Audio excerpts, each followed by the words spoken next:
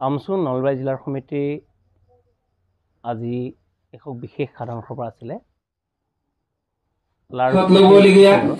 আচলতে যদি দিনজোৰা বৰ্ণাঢ্য কাৰ্যসূচীৰে পৰ্যবেক্ষণ কৰা যায় নলবাৰী জিলাৰ যদিও আছু সংখ্যালঘু ছাত্ৰ ইউনিয়নৰ আগন্তুক 2 বছৰৰ কাৰণে এখন নতুন কমিটি গঠন হ'ল।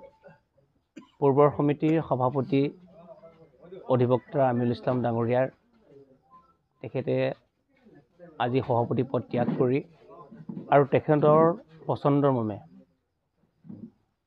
এখন জিলাৰ সমিতি তেওঁ সুন্দৰ পৰামৰ্শৰ মৰ্মে এখন আমাক গঠন কৰি দিছে, য'ত আমচুৰ কেন্দ্ৰীয় সমিতি 2 গৰাকী সাধাৰণ সম্পাদক আৰু এগৰাকী সাংগঠনিক সম্পাদক উপস্থিত। আমি 7জন পৰ্যবেক্ষক আছিলোঁ। আমি নলবাৰী জিলাৰ বৃহত্তৰ অঞ্চলবোৰ ভৌগোলিকভাৱে যাতে আমি ঢুকি পাওঁ তাৰ চিন্তা চৰ্চাৰে আমি এখন কমিটি প্ৰস্তুত কৰিছোঁ আৰু কমিটিখনত আমি শিক্ষিত আৰু ছাত্ৰ সমাজক আমি স্থান দিছোঁ।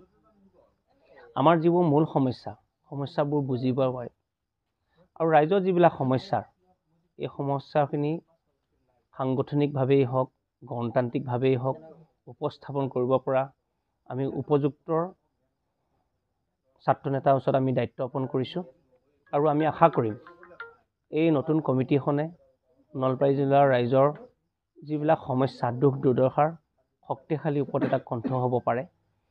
আৰু বিশেষকৈ নলবাৰী জিলাৰ কিছু অঞ্চল আছে, ইয়াতো কিছু আমাৰ মাজত বহুত ধৰণৰ অভিযোগ আহিছে, অসামাজিক কাম কাজৰ কথা কৈছে বহুতে, আৰু এই অসামাজিক কাম কাজ কেনেকৈ সমাজৰ পৰা আমি নিৰাময় কৰিব পাৰিম তাৰ ওপৰত আজি বিস্তৃতভাৱে আমাৰ শ্ৰদ্ধাৰ আমাৰ নিমন্ত্ৰিত অতিথিসকলে বক্তব্য প্ৰদান কৰিছে আৰু তেওঁলোকৰ যিখিনি বক্তব্য সেইখিনি আমি ভাবোঁ যে এইখিনি আমাৰ কাৰণে এখন সম্পদ। গতিকে সেই কথাখিনি আমি সদায় সম্পদ হিচাপে গ্ৰহণ কৰি কাৰ্যক্ষেত্ৰত আমি পৰিণত কৰিব লাগে।